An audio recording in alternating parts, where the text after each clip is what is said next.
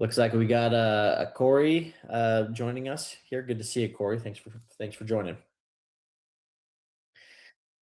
So we're gonna go and launch into our presentation. Again, today is about owning the construction process. How do developers manage and mitigate risks through construction? Now, before we get into that, I want to touch briefly on who I am for those of you that may not be familiar with myself and my background. I've been a developer for the past 9 plus years, coming up on 10 years now. It's crazy how time flies. And in my career, I've been able to accomplish a lot. I started with another firm as a partner and co-founder. Built that for about 5 years, and I ended up selling my ownership stake in that for a pretty nice profit. Over my career, I have developed over 600 units. That's overseeing from entitlement all the way through construction. I have participated in the entitlements of over 4,000 units. A lot of my career started off finding land sites, getting it entitled or approved for this apartment community, and we would sell that to builders for them to finish out the construction. I did that a lot before eventually transitioning into my own development and construction business. So that's my background. Throughout this history, I've seen a lot. It's pretty wild when I think back on all the different things I've experienced, both good and unfortunately bad. And so when I talk about some of the things in this presentation and in other webinars that we've done, it's all coming from my own personal experiences and relationships that I've built over the past many years. Now, first things first, when we talk about construction, let's talk about who I am and who I am not. I am a developer. I am not a general contractor, and so my experience, while I have experience from the development side of construction, I don't have the detailed construction experience that somebody that might have started off as a framer and uh, spent significant time in the business might have. See, Ivan, there's an echo. I'm hearing my voice come back. I don't know if you can fix that. Um, anyway, continuing. One moment, we're experiencing some technical difficulties. Is it fixed? Okay. Sorry about that, guys. I was just hearing a few seconds later my voice coming back to me. Anyway, so I'm a developer, and a way to picture this is I like to liken this to an orchestra, right? So you have in an orchestra, you have different instruments. You have your violins, your harps, your piano, all these things that are playing together to create this beautiful, beautiful music.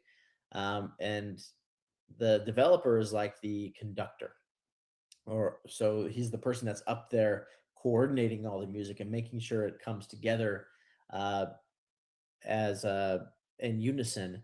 But the different pieces of this might be, you're acquiring the land, you're working with your engineer, your architect, your general contractor, and so we're going to be talking about this from my perspective as a developer. Now, as a developer during construction, you it's really all about risk mitigation, right? There are a lot of risks that come through the construction period. You obviously have a lot of money that's secured to be able to make this project happen. And there's a lot of things that could go wrong until a project is completed and tenants are moved in and it's producing income. There's a lot of exposure for that capital that you are essentially paying the cost of capital for, but you aren't receiving income to offset that. So the goal here is to be able to get from point A to point B being a completed, fully leased, income producing asset as fast as possible and as cleanly as possible. So as a developer, you need to be overseeing everything. You need to be making sure that these risks are identified and that they're watched and mitigated, etc. You're also responsible for capital protection. So essentially, there's three core responsibilities that you should be aware of. Capital protection, when I mentioned that, That's going to be come into play in a few different areas. So the first is budget. Uh, when you close on a construction loan and you start building a project, you have an identified budget. This is what the hard costs are, your soft costs. And for those that may be unaware with that phrasing, your hard costs might be items such as your framing, or your mechanical, your concrete. All these things come in, and that's the actual physical construction of the property, or hard costs. Your soft costs are going to be things that are a little bit less physically identifiable. So this might be your city fees or impact fees, might be your cost for architecture, your plans, etc. So uh, you're going to have all these things budgeted for your cost of capital. So you need to make sure that you know what those are. It's clearly identified, and as these costs start to incur, you're tracking what's been incurred to date, what's been paid to date, what the next phase is that's going to start being incurred, and you're overseeing everything to make sure that nothing's being missed. And that can be critical in construction because so much can go wrong. Um, in an ideal world, everyone that you're working with, it has integrity, they're honest, they're doing what they're supposed to do. But the reality is, in construction, um, and really anywhere in business, unfortunately, but in construction, there's a lot of people that don't act with integrity. And even when there are people that are honest people and act with integrity, if there's unclear communication, they may be acting with a different understanding than you, which can create discrepancies and issues as well. So you need to be on top of that. And then timeline as well. If you have significant delays, some of those can't be prevented. That happens in the project; it's to be expected. But there's a lot of delays that can be prevented. And if you're lazy in your oversight and management and holding the contractor accountable to delivering a project on time, um, that can have a massive impact on your capital, your investors, and the ultimate return that you are able to provide for them. So, responsibility one, capital protection. Responsibility two, decision making authority. There is not, in the history of the world, as far as I am aware, at least, I'm sure it's happened before, but there's never a project that has everything go right for it. That's just not going to happen. There's always going to be problems that arise. And as the developer and owner in this process, the general contractor is going to come to you and they're going to say, hey, this happened. This is what we're working with. They may present some ideas or solutions of how they recommend to move forward. And it's your job to make decisions. It's your job to do so uh, promptly. Obviously, you need to gather all the information that's needed, whatever that situation that arises is. But once you have the information, it's important not to delay and to move the project forward. So at the end of the day, that falls on your shoulders. Responsibility number three is relationship leadership. Now, the way I like to describe this is you want to work for people that you like to work with, right? I think all of us can agree with that. Well, sometimes there's a lot of tense situations that come up in construction, and general contractors, many of them are not as gifted with their words, and being able to approach things in a kind way or calm way. And so during this process is important, one, that you stand up for your investors and that you push back on your contractors when you know that you need to push back. But it's also building a relationship with your contractors and your subcontractors so that when those tense situations arise, that there's mutual respect, and that at the end of the day, everyone is being respected and guided and helpful in this process to be able to make this project that you envision come to life as well. And this goes into a longer term play too of, and we'll talk about this as we continue in this presentation, but it doesn't matter if you complete one project, if at the end of the day, all those pieces that came together and worked for you to make that project happen never want to work with you again. That just leads to a whole different set of issues. And so you want to make sure that you're building relationships through this process, while protecting your investors and the best interests of your project. All right. So let's talk about what goes into selecting the right general contractor. Now, I abbreviate this a lot in this presentation. GC means general contractor. Subs would mean a subcontractor. Those are people that work under the general contractor for more specified pieces of the project. But selecting the right general contractor, overall, in my experience, the best way to do this is through a competitive bidding process. Um, and many developers tend to get into this uh, comfort level with the general contractor, which there's a lot of benefits to doing so. So if you use one general contractor, it goes well, you use them again and again, and eventually you're just focused on that general contractor and continuing to do all your work with them. That can bring a ton of benefits, but it can also be very easy for that general contractor to get a little bit lazier, even if it's not intentionally, a little bit less motivated to push back on some of the subcontractors and their material providers to really get the best price possible, and the best timelines possible. So you'll notice if you don't continue to maintain integrity in the bidding process when doing each project, that certain things will start to slip. Quality of work might slip. Pricing will slip. Timelines might slip. So you want to always maintain competitive bidding, regardless of where you are in your relationship with those that you work with. Now, in order to properly do this, there's a couple things to understand. First, you need to evaluate a number of items. This is called bid leveling, essentially. So if you have one contractor that gives you a pricing for a project, let's call it at 50 million for a project cost, and you have another project a contractor that gives you the same project bid for 55 million. Well, you might look there and say, well, obviously the $50 million bid is the better bid. I'm going to move forward with them. Not so fast. There's a lot of things that you need to evaluate with this, because they may not be apples to apples, and that's leveling, is making sure that when you're evaluating two different bids, that all those different elements of that proposal are evaluating the same thing. It's not, one is giving you pricing for uh, that includes all your appliances, and one just happened to leave out the appliances as an exception on the bid. So it's important that you're comparing apples to apples to really make a good decision. So a couple things to evaluate there. First off is having a detailed scope of work. Now, a scope of work is going to be something that's identified. Often, it's better when you, as the owner, are able to build that in unison with several of the general contractors to make sure that it's fully built out and comprehensive. But it's going to identify all of the different materials and finishes and small elements of this project, that helps the general contractor know exactly what you're asking for. Because if you just give them a set of plans, the architect's only going to be so detailed in the architecture that they've done. And there's a lot of room for interpretation of what you actually want within those plans.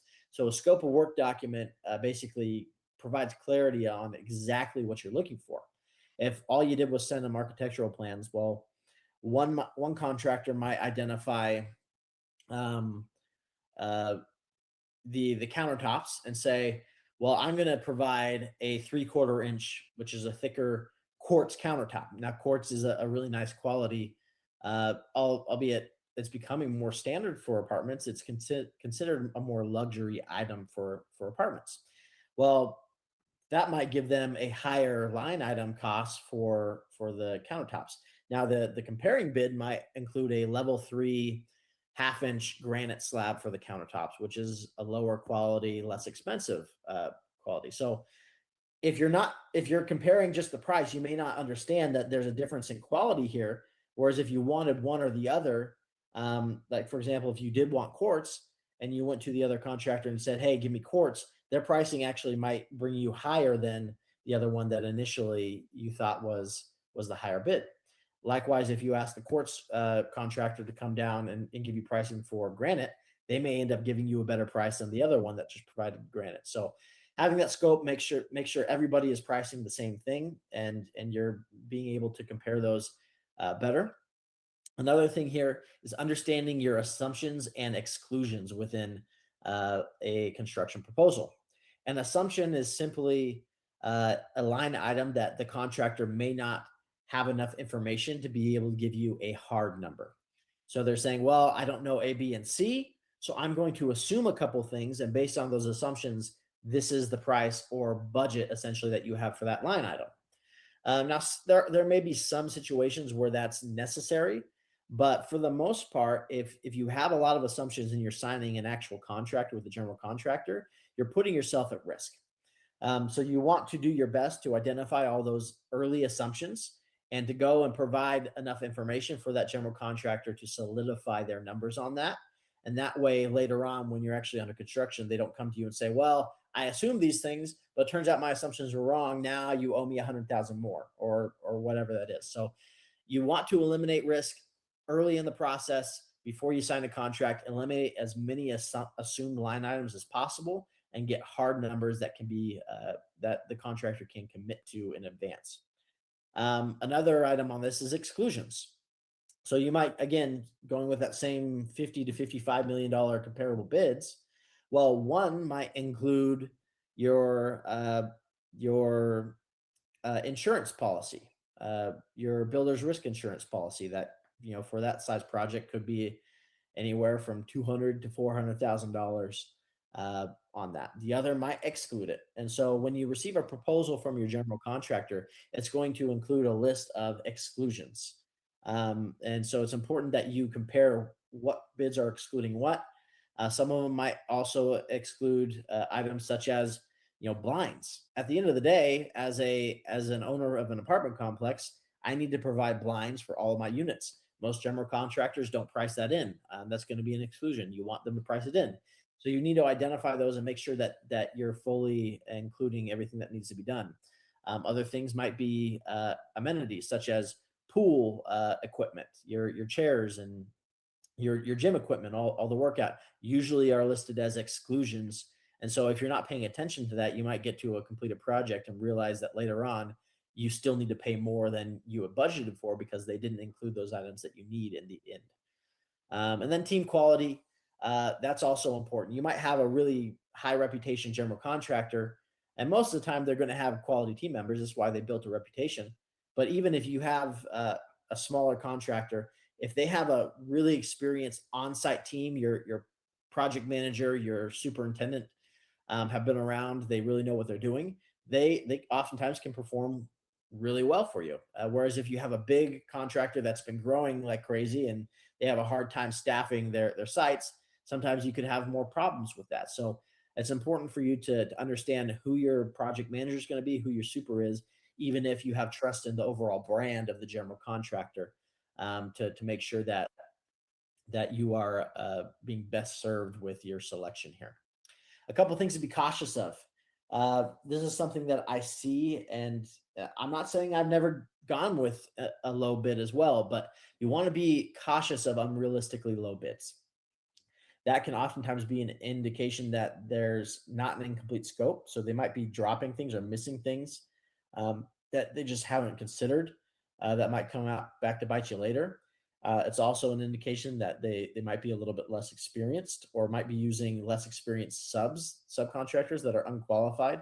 And at the end of the day, might be unable to actually complete and perform on their work. And so there's some real issues with that.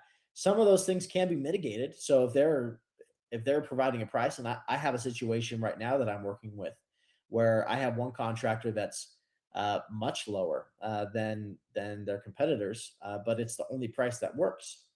But I'm still cautiously optimistic as I'm moving forward with them, and I'm implementing a lot of protections for me, both in our contract structure and how change orders are managed and who takes responsibility to that. And I'm also, requiring that they do a performance bond for the project, which we'll talk about a little bit more. So I'm not saying you can't ever go with that, and it's always going to be a bad thing, but you should move forward with caution if you see some of those red flags early on. Now, before I move on to the next slide, I'm going to pause right now and provide the opportunity for questions. I feel like I've gone over a lot of information in a very quick 2 slides here. What questions do we have from our participants?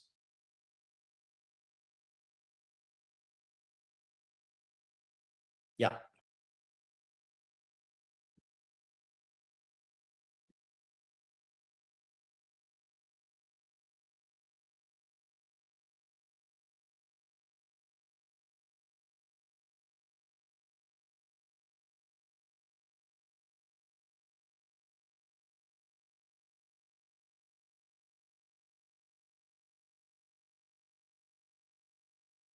That's a good question. Thank you.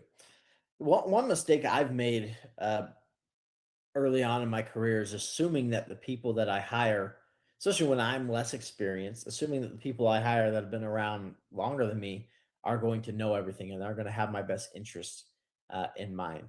And I would caution against that attitude. Not to say that there's not a lot of value you can get from the architects you hire, the engineers, and the general contractors. But at the end of the day, it's your responsibility to make sure that everything is included. And so when you're hiring an architect, for example, don't just expect that they've thought of everything for you, right? Actually go through and understand how to evaluate those plans, catch things, push back on them, make changes that are going to be because they don't think as a developer. They think as an architect. I want to design something beautiful. They're not always thinking I want to design something efficient or that's going to be easy to build and all these things. And so make sure that you as a developer, you're the only one that's thinking as a developer. Going back to our example of being the conductor of the orchestra earlier on, you know, they might know how to play the violin really, really well, but they don't know how to lead an orchestra. That's your job. Now, going back to your question of what should you be asking for from the general contractor, I would say don't limit it from the general contractor. You're making sure that everybody is communicating, right? Now, over time, you'll learn y- what finishes all these things that you want to provide. You know, for example, you as the owner get to decide, you know, what quality of build you want on the project, and you can give that direction to the general contractor, to the architects, to the engineer, and as you make these decisions, you want to record it for future projects so that you can continue to repeat those same decisions. But at the end of the day, what I would do if I'm starting off is I would get a face-to-face meeting is always preferred, but a Zoom can work too. I would get the general contractor, the engineer, civil engineer, the structural engineer, MEP engineer, and the architect. I would get them all together in one room, carve out a couple hours for that meeting and go through the plans line by line and say what questions do we have, what concerns, what are some things that we have missing, what are all, and as you do that you're going to put yourself in a much better position than you would just sending plans to someone and letting them bid it, or having telling them to come back with their scope of work. And so just take ownership of that process. If you don't know a lot and if you're inexperienced, try to get everybody in the same room and learn what they're looking for, the questions they're asking. Find mentors who have been there and done that, and over time you'll be able to build this understanding and list of things that you need to watch for on every project. I don't know if that does that answer your question, Ivan.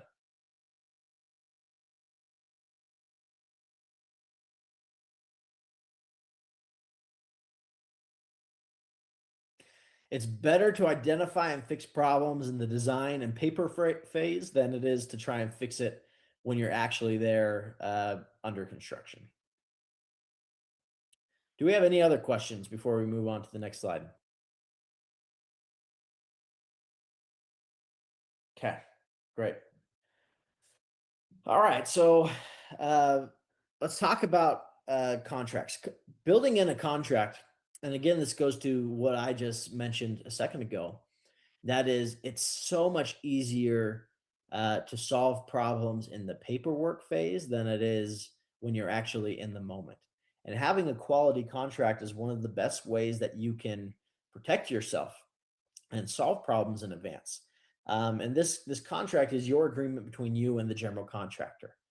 Um, and that's what allows you to be able to hold them legally accountable if they are doing anything that is deemed unfit or not in the best interest of your site. Or even beyond that, if they write or they might have valid reasons for thinking that they're owed or do something, but if the contract says otherwise, then that protects you and allows you to be able to enforce that um, the way that you're thinking on that project. So, a couple things you want to do in these contracts. And again, if you're not very experienced in this, bring on somebody that is. Bring on perhaps an attorney or legal counsel that specializes in this. If you are experienced, then a lot of this you'll know. But there are two ways to pay a general contractor to enter into a contract with them. There might be more, but these are the primary ways. The first is what's called a cost plus fee agreement. So cost plus basically says whatever the project costs are, if my materials and labor is $10 million, I'm going to get paid that to cover my costs. And then there's going to be a flat percentage fee on top of that. So it might be plus, 5%.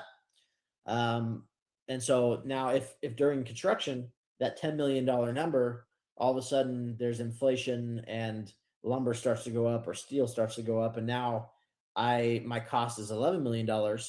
As the general contractor, I don't have to eat that. That's a responsibility for the developer because my agreement with them is they pay my cost and I get my fee on top of that, right? So there's some risk inherent in that structure from a developer's perspective because any market volatility is passed on to you. That is now your responsibility. Now, how most multifamily developers will go about this, not all, but most, will do a guaranteed maximum price bid, otherwise known as a GMAX uh, contract. So guaranteed maximum price is exactly as it sounds. It's you're agreeing to a price with a general contractor, and they are guaranteeing that price. And any fluctuation in the market is their responsibility to eat. It's not your responsibility as a developer; it's the general contractor's responsibility. Now, naturally, in order to protect themselves, they're going to build in a little bit more on the profit margins to be able to eat some of those risks, but it gives you certainty as a developer. So the trade-offs there are you do a cost plus, usually you're paying less on the fee to the general contractor, but you open yourself up to greater risk when it comes to market volatility. With a GMAX bid, you might be paying a little bit more of a fee to the general contractor, but they're the ones taking on the risk, gives you more certainty and predictability through the construction process. And so that's the recommended path forward is you do a GMAX bid. Now, it doesn't protect you from change orders uh, that that come up that were not included in the original scope. If you miss things in the planning stage and they have to get done and it's going to cost more money, then that's your responsibility as a developer. It's not the general contractor's responsibility, unless your contract has language in there that does put the responsibility onto the contractor. Whether or not you can get that accepted is going to depend on your ability to negotiate that with the general contractor. Um, Other things that might come up that might be exceptions from the guaranteed max price, owner-led change orders. So if we're under construction and I say, oh well, rather than doing a shingle roof, I've decided I want to just do steel or a metal roof, not steel, but a metal roof. That's obviously going to cost more. Well, it's not the general contractor's fault that you changed your mind during construction. So that's an example of where the price might change. Um, so that's a couple things to note there. There's a lot more that can go into that element of this discussion, but I think that's sufficient for now. Other key contract elements include allowances versus hard numbers. We talked about this a little bit before, but you want a contract that has everything locked in and identified as possible. You don't want things that are assumed or allowances that might fluctuate and might come back to bite you later. Contingency.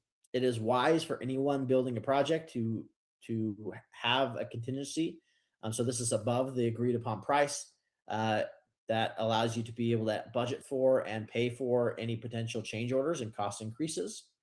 Now, in the contract, you're going to identify who controls that, how it can be used, etc.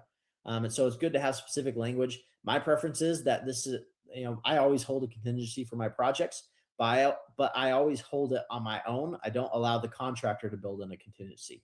So they can come to me and say, hey, here's X change order. And it's up to me to either review and approve or deny that. But if it's approved, then it's my own separate source of funds that I can come in. Usually it's built into the loan that you get, but the general contractor doesn't necessarily have a right or claim to it. It's you who controls it. Schedule and liquidated damages. So schedule is really important in construction. If something's not done on time, if you experience a couple months delay, well, that's more interest that you're paying on the loan. And usually, at the end of the day, that last period, excuse me, that last time period of the loan is going to be the most expensive from a carrying cost perspective or cost of capital. Um, so when a contractor is not able to meet their agreed upon timelines in the contract, you need to have liquidated damages that incentivizes them to stay on schedule. Now, sometimes things happen. There's weather delays, there's unforeseen circumstances that you have to work through and be reasonable with. But you also will find that if you're not on top of and managing the schedule with the general contractor, things can easily slip uh, where otherwise they can be controlled and mitigated. So, having a penalty in there, a liquidated damages, a fee that starts to incur for every day that's late, can help you there and protect you. And there's a lot of other things that you can negotiate in with these contracts to both in the favor of you and your investors. And it's just again goes back to what is the general contractor comfortable with, what's your relationship with them, and you have to be reasonable, but try to put in as much as you can to protect yourselves during that process. One mitigation strategy that I found is, and we talked about this a couple slides ago, is a performance bond. A performance bond is, in essence, an insurance policy that the general contractor can go and qualify for and get issued, that guarantees their price. It guarantees their work. So if you have a performance bond in place for a project, and let's say that project was agreed to at 50 million, and the contractor comes back and says, "I can't do this. My costs are skyrocketing. I know we have a GMAX bid, but I'm losing money now. I can't do it anymore." Well, this performance bond steps in and says, "Well, you already issued the policy, so they pay for any overages. It's their responsibility to now go after the general contractor and hold them accountable for it. But your project is protected in that circumstance." Same thing if that general contractor were to walk off the site, um, and I have to go get a new contractor, and their price is now 60 million. Let's say, well, the performance bond covers that difference and brings in this new general contractor, and covers them. So that provides a lot of protection for you on the project.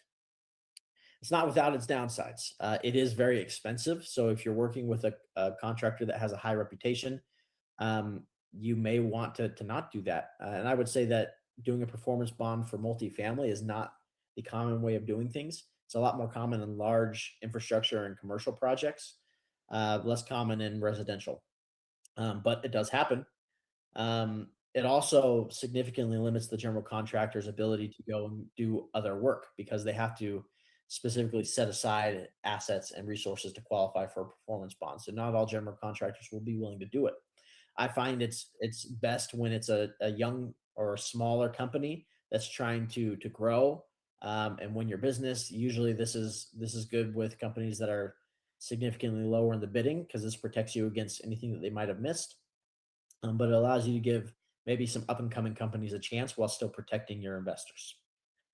And the last thing I'll say on this is you want to align incentives wherever possible. So, some examples of where I've done on this with my general contractor is to say, this is their price.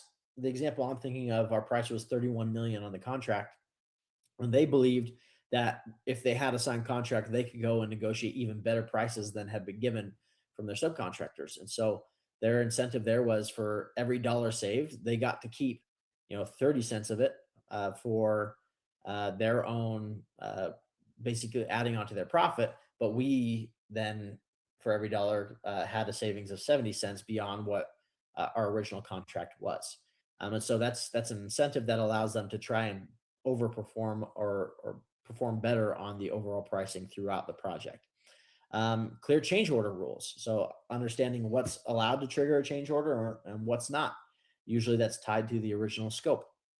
Other incentives might be, shared investment. So if you get a subcontractors or a general contractor that's an investor in your project and an owner, that helps to align incentives to make sure that they're doing the best work that they can on time because they want to make money. And there's a lot more that could be discussed there, but those are a few. Managing change orders. So a change order in construction is basically a change in scope, or a change in the original agreement. Think of it as an addendum to your original contract or agreement with the general contractor. Now, this is them coming to you and saying, uh, we now have to either change the price or the schedule or something in that original agreement. Normally, change orders are going to be have to do with pricing or schedule. This could happen, for example, if you have a, let's just say you have a hurricane that goes through the area that you're building and it really sets back everything. And that creates a 2 to 3 week delay beyond the original schedule that you agreed to. General contractor will come and say, look, we can't control the weather. This isn't something that we could foresee. We're going to have to increase the schedule here without any penalty or liquidated damages that come on to us. And obviously, as a developer, you want to build that relationship and be reasonable if it truly was something that was uncontrollable. Same thing with pricing. They might come to you and say, "We just found out that we had to put in a wider turn lane into our property, and uh, this is being required by, let's just say, the Department of Transportation for our local municipality. So it wasn't originally in our plans. Sometimes those things happen, right? And if it wasn't originally in the scope of what was agreed upon, then that's not the general contractor's responsibility. It's yours as a developer. You take on that risk. But other times it might be things that they're just trying to get more money for, right? And so you have to really scrutinize these change orders. Your job is to identify as early as possible when change orders arise. Um, you know, Oftentimes, uh, change orders will come the second you start a job in the dirt work. You find things that just you couldn't control or identify. Sometimes they'll come by way of while you're under construction, and it might be things that could have been foreseen. For example, uh, the the contractor might come in and install something incorrectly, but they'll try and argue, well, I did it right, and now I have to go back and redo this. You owe me more money, and you're going to say, no, you should have done this way per the scope at the outset. Now you're responsible for that. You got to go back and ensure your work. And there's an endless amount of excuses and reasons that a contractor will try to push back to get more money for a job. Another example of this might be site cleanliness. I've had some jobs where the site cleanliness was very poor. The subcontractors were on the site will have their lunches and drink their soda or whatever, and just throw all the trash and excess building materials into the mud, and that can really create a hindrance towards managing a quality site.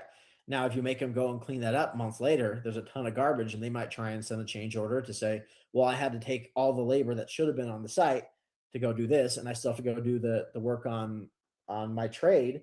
And so now you owe me more money. I've had that happen too, in which case we say, no, it's your responsibility to maintain the job to a certain standard per our contract, right?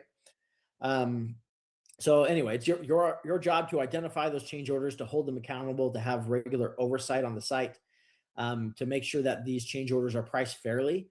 Just because they're saying something has to be done and you agree with that doesn't mean that they're giving you the best price too. So you want to make sure that there's integrity in that process, to make sure that you're actually paying what is reasonable as opposed to whatever they tell you. Don't always trust the general contractor, and don't always trust the subcontractor to have your best interest at heart. And then you're going to approve these strategically and push back when necessary. I do not change, or I do not accept all change orders. I push back on almost all change orders. But eventually, if something is reasonable and it's something that has to be done, we approve them strategically.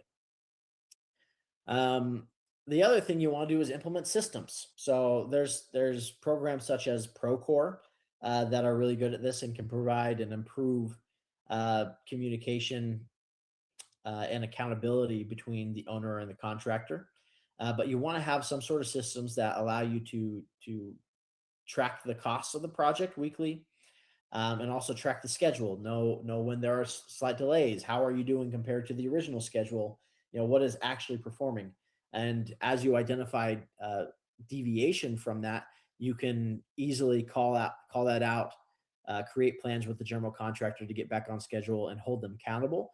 If you're relaxed on that and you're not identifying those things and holding them accountable, um, a lot of contractors will take advantage of that, and they'll try and come up with excuses as to why they're justified delays. But and sometimes it can be hard for you to argue that if you haven't been watching it throughout the whole process. So it's important to stay on top of that and to have systems that are catching that, so that it's not you always have to be thinking of and holding them accountable yourself.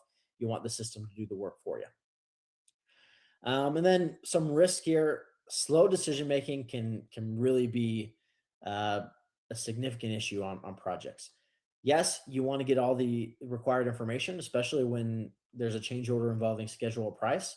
You want to push back. You want to get proper documentation to actually see, yes, this is justified.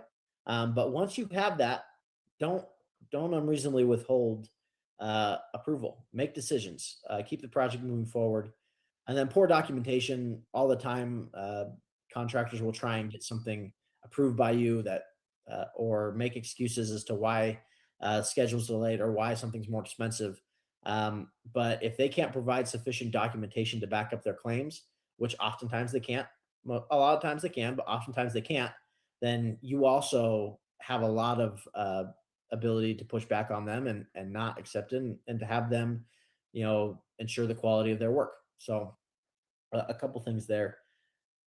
Before I continue, I think we've gone over again a lot of information there.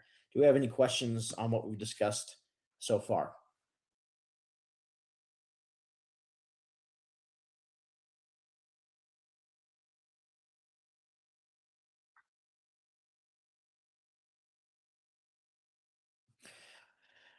Well, it's a little bit of what I was saying is, if you're not experienced, it can be easy to just trust the general contractor. And what I'm talking about, and subcontractors. When I'm talking about trust, I'm not saying that everybody's out to get you, right? But the general contractor has different priorities. They have different interests than you do. And so do the subcontractors. They also don't, their natural state is to not take responsibility, because that increases their own liability and decreases their potential profits. And so, no, understand that there's a conflict of interest. And so if they're sending you something and they want you to approve it, they're going to be on top of you. And if you push back, they're going to be mad, right? They're not going to always be very happy about that, but it's your responsibility to push back wherever you can, as long as there are questions as to who truly is responsible and to how much uh, each party is responsible for. And so you need to do the work, gather the information, make proper decisions, and you'll find that there's a lot of things that you can push back on and save a lot of money for your project, and not be forced to dip into your contingency. So when I say approve strategically, I mean, don't just approve everything that's given to you. Approve those things that are necessary for the success of your project, and that truly are unforeseen items to help the project move forward. But don't approve things just because someone thinks that they're owed more money. Always do the work, do the research, get the documentation, hold them accountable, and approve when necessary and when that documentation supports that action. Yes.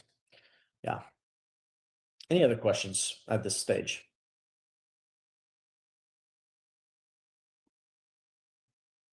Okay. Well, we'll continue to move forward. Okay. So reducing risks in a project. Now, this is one thing that for me I get very excited to talk about. Um, there's a lot of ways you can reduce risk through construction, and this really happens over time as you continue to do more and more projects. Uh, Repetition is probably the biggest way to reduce those risks.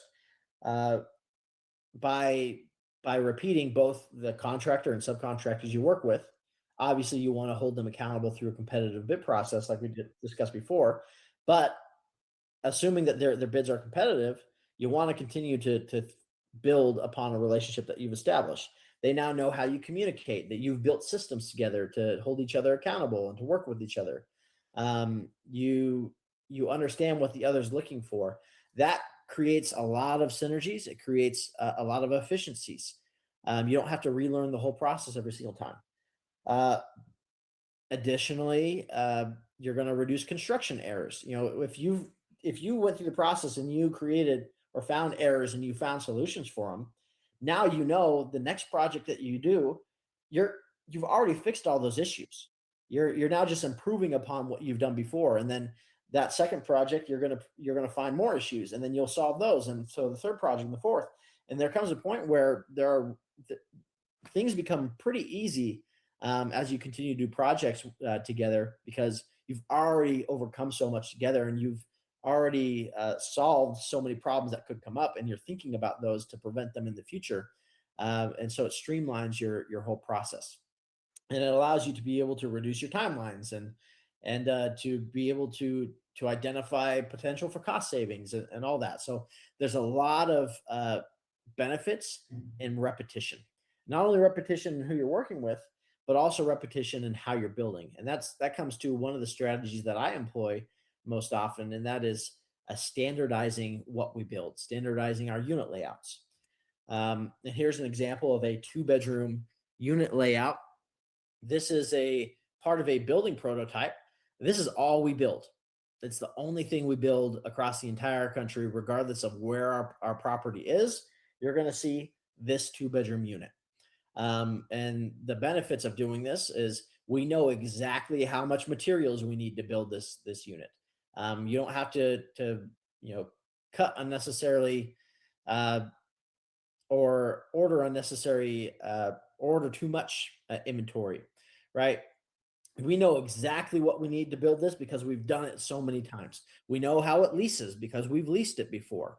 We know what the overall complaints are going to be with tenants, and as we find those things, we adjust them. Inefficiencies, as we find those things, we adjust them, and we create a standard plan that works and has solved many of those things. So standardizing the units that we do saves us a lot of time and a lot of money in the long run. Here's the standard building plan that we do. You know, when I was first starting off in my career, I had dreams of, I'm from the Seattle area, that's where I grew up. I had dreams of going to downtown Seattle one day and developing these high rises, and it would be so cool to go back to my hometown and have these just amazing looking revolutionary buildings that have my name on them. And the more I get into this business, the more I realize boring is better. Boring is beautiful, right?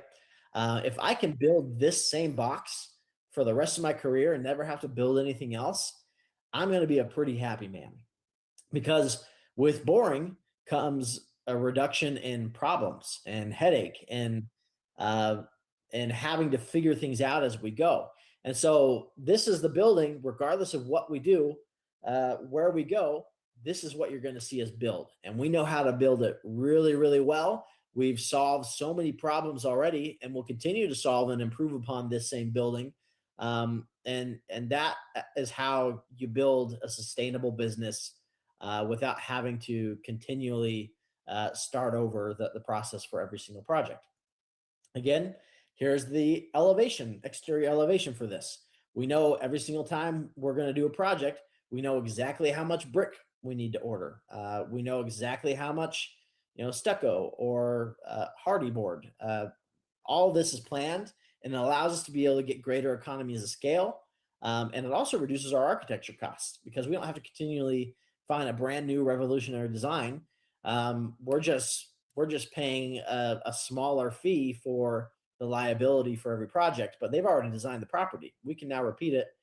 Makes it a lot easier for planning future sites. It reduces costs. And it allows us to really tighten the schedule on these properties as well, to build them faster than it would you would be able to build a project that you've freshly designed. So repetition reduces risk. Uh, Again, you want to solve as many problems in the pre-construction planning, and what better way to do that is also on the construction that you did before the project you're now trying to plan, and taking the lessons learned on that and moving forward. Now, to wrap up on this presentation, um, I want to talk about the people, relationships, and overall the mindset to have as an owner. So again, with the people, site management matters. It probably matters more than anything else. You want to have a superintendent and a project manager that are on site that know what they're doing, that have a lot of experience, that have the ability to build relationships with subcontractors, but also call them out when they're doing things that they shouldn't be doing, because that happens all the time. Contractors will always try and get away for the least amount of work, or sometimes fixes that aren't in the best interest long term for the project. And having someone on site that cares, that's willing to hold them accountable, that makes all the difference.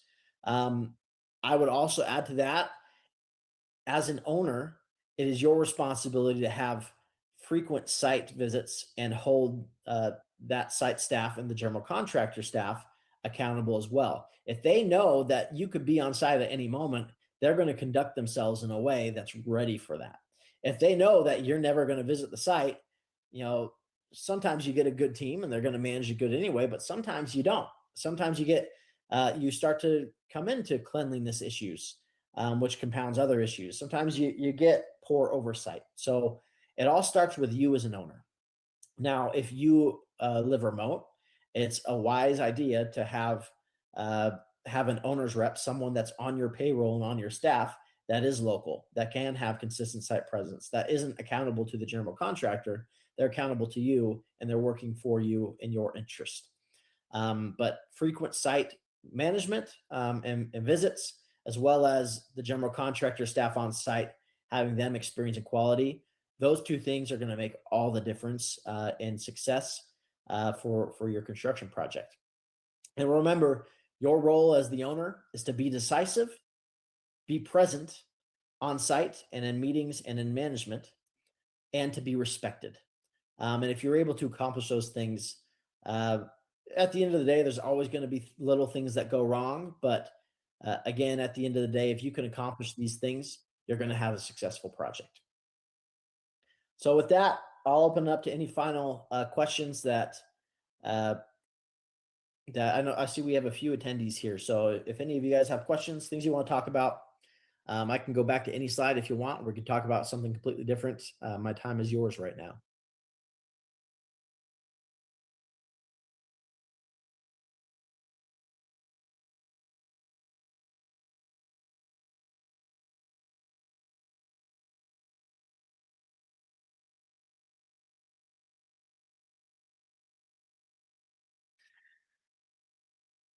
Mhm.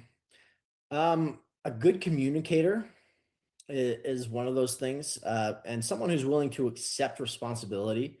Again, you have a lot of hard conversations in the construction business, and someone who doesn't get offended and push back on every little thing, someone who's willing to accept, like, hey, yeah, you're right, that one was on me, but also someone who can push back when you might be out of line. So having that someone that you can build that respectful relationship with, that is actually cares about the quality of their work and performance, that's really big. It can be hard to find those people. Having experience is good, but you have plenty of people that are experienced but aren't good communicators, aren't willing to stand up to subs and to hold them accountable, don't know how to build those relationships. So it's someone who's really, as a superintendent on site, you want someone who's good at relationships, who has integrity, takes pride in their work, um, and and can build a good relationship and pattern of communication with you as the owner.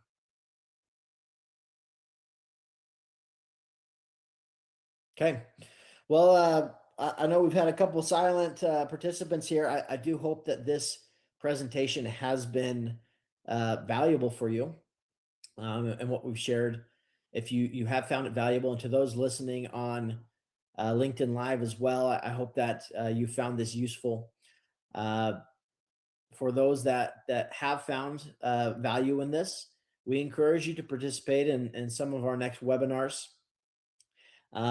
here's the schedule of what's coming up. Here on April 7th, we'll be hosting a webinar uh, regarding recognizing and preventing fraud in real estate. Now, this is something I've experienced a lot of fraud and a lot of dishonesty. And I've developed an understanding of how to identify those early on, because some of those guys are really good at selling you. So I really think that's going to be a useful webinar. I've had millions stolen from me from dishonest people in this industry. So please learn from my mistakes. Don't learn from your own on that one. It'll be a lot better for you. And then on the 21st of April, we'll be talking about succeeding in leasing and property management. So this is after construction. Obviously, you need to fill up the property and keep it full. How do we do that? And how do we select the right property manager? That'll be our discussion there. So again, if you found value in this and want to connect with me, would love to connect further. You can scan this QR code on the screen to book a call, or you can connect with me via LinkedIn. For any of those that are watching that want to know what it looks like to participate in the ownership side and investment side of these projects, we would love to have that conversation with you as well. Again, scan the QR code here, and you'll be able to book a call with us and continue that conversation. In the meantime, I hope you all have a wonderful week.